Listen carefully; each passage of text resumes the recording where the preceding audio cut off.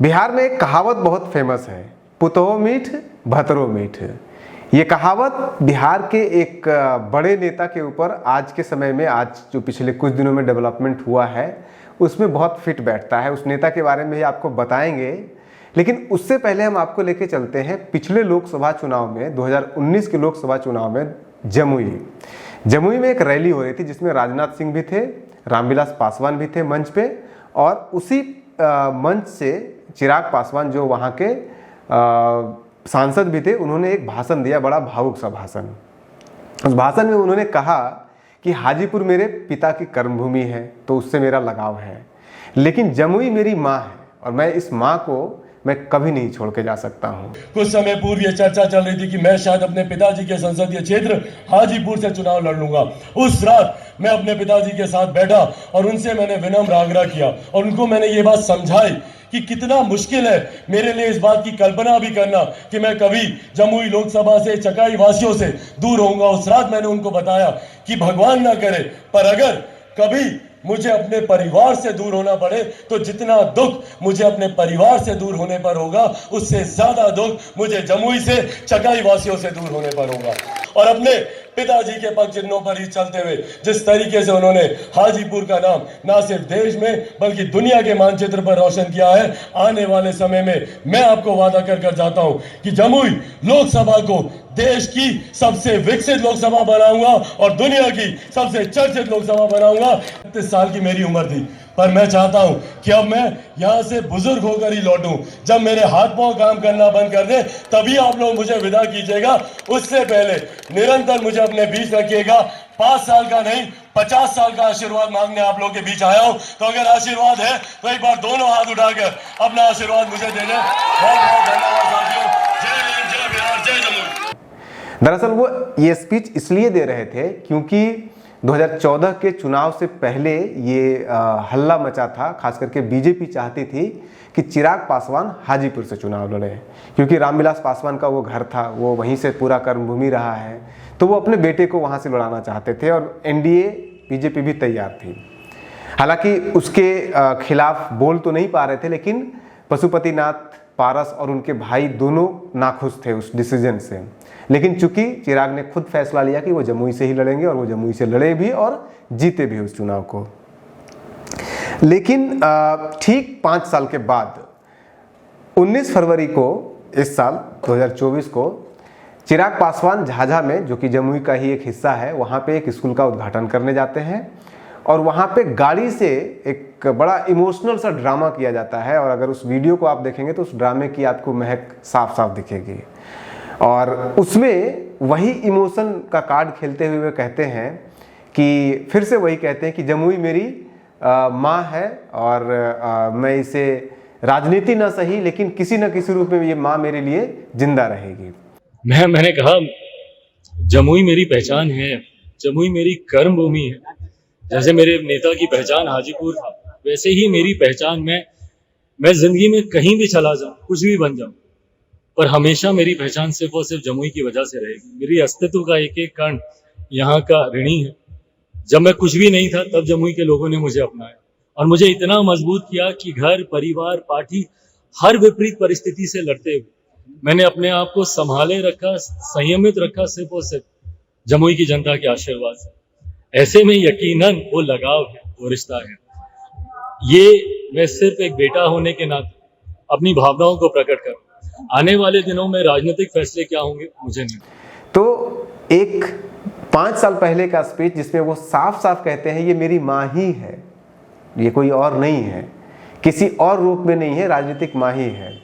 और एक 5 साल के बाद चिराग पासवान वहाँ से कह रहे हैं कि ये मेरी कर्म भूमि है, ये मेरी माँ रही है, माँ की तरह मुझे यहाँ बेटे की तरह मुझे प्यार मिला है जमुई से और मैं इसे अपने जीवन में कभी नहीं भुला सकता हूँ। वो राजनीति में चुनाव लड़ूँ नहीं लड़ूँ, कहाँ से लड़ूँ, ये अभी कुछ कहना संभव नहीं है, लेकिन ये मेरी माँ थी और रहेगी।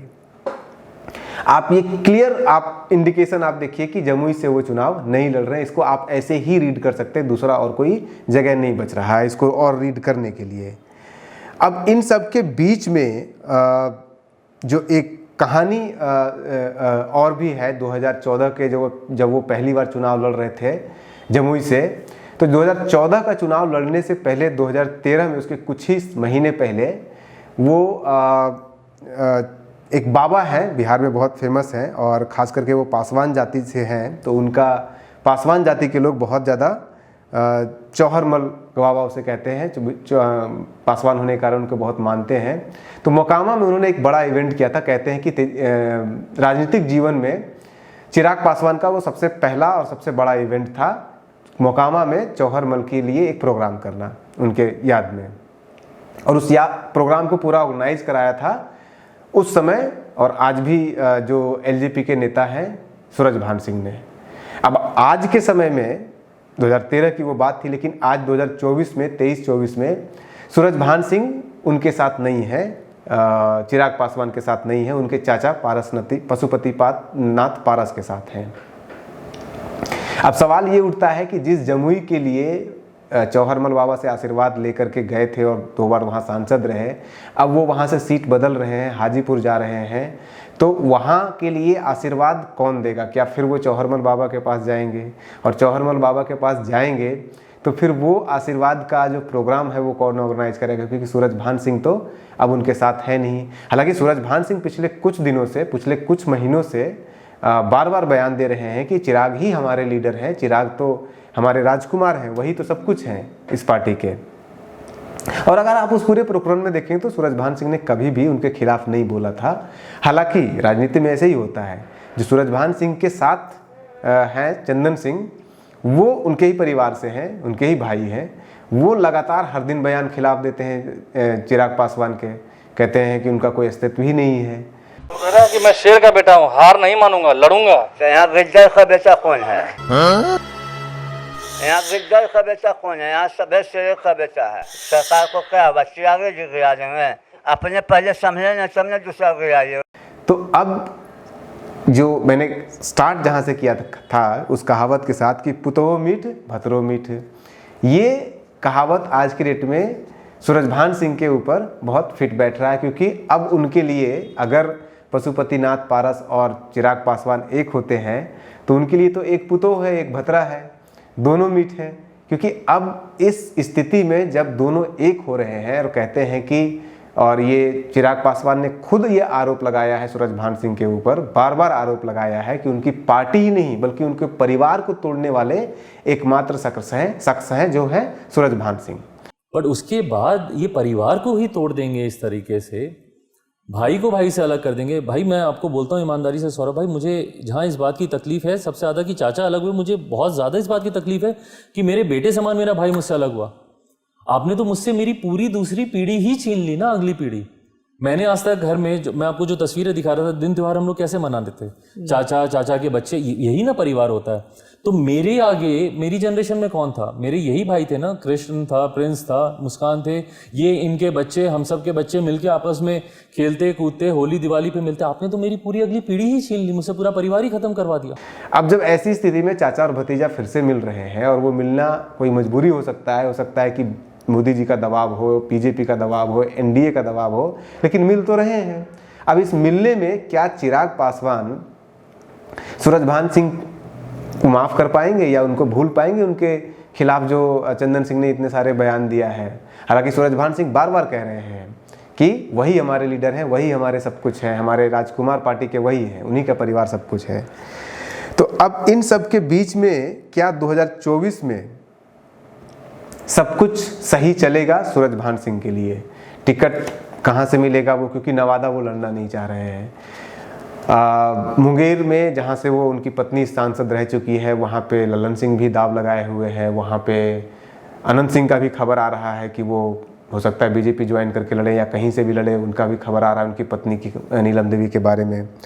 तो इन सब के बीच में ये बहुत बड़ा सवाल है आज के डेट में, जमुई के ऊपर, सूरजभान सिंह के ऊपर और हाजीपुर के ऊपर, और जो चचा भतीजा के जो रिश्ते में खटास होने के बाद फिर से इनके बीच में सुलह हुआ है।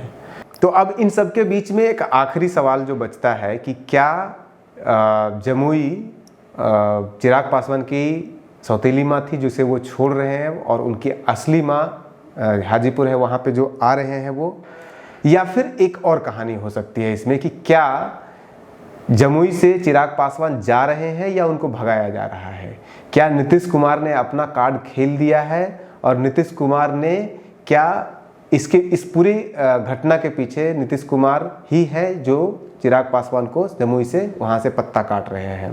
क्योंकि आप ये बिल्कुल मत सोचिए कि हाजीपुर चिराग पासवान के लिए बहुत सेफ सीट है, क्योंकि अगर आप इतिहास को थोड़ा सा टटोलेंगे तो आखिरी चुनाव रामविलास पासवान ने 2009 में हाजीपुर से लड़ा था और उस चुनाव को वो हारे थे।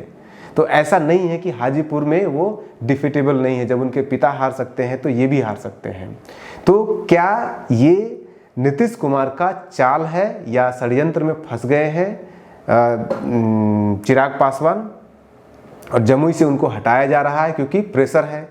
अशोक चौधरी वहाँ से लड़ना चाहते हैं चुनाव और वो चुनाव लड़ेंगे भी, क्योंकि नीतीश कुमार के पिछले कुछ महीनों से दो ही लोग सर्वाधिक करीबी थे, एक संजय सिंह और दूसरे आपके संजय झा और दूसरे अशोक चौधरी। संजय झा राज्यसभा जा चुके हैं और अशोक चौधरी ने किसी भी मिनिस्ट्री का अभी तक शपथ नहीं लिया है, और नहीं शपथ लेने का मतलब यही होता है कि वो चुनाव लड़ रहे हैं और चुनाव वो लड़ेंगे तो वो जब न तब जमुई से ही लड़ेंगे।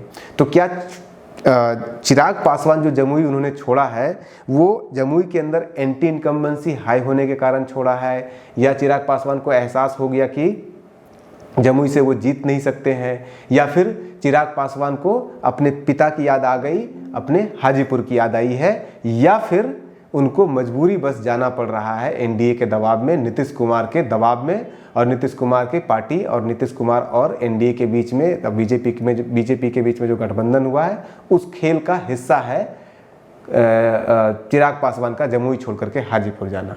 ये तय करना आपके हाथ में है कि असल कहानी क्या है। हमने उसके अलग अलग पहलू को आपको बताया। आशा करते हैं कि आपको समझ में आया होगा, कुछ पसंद आया होगा।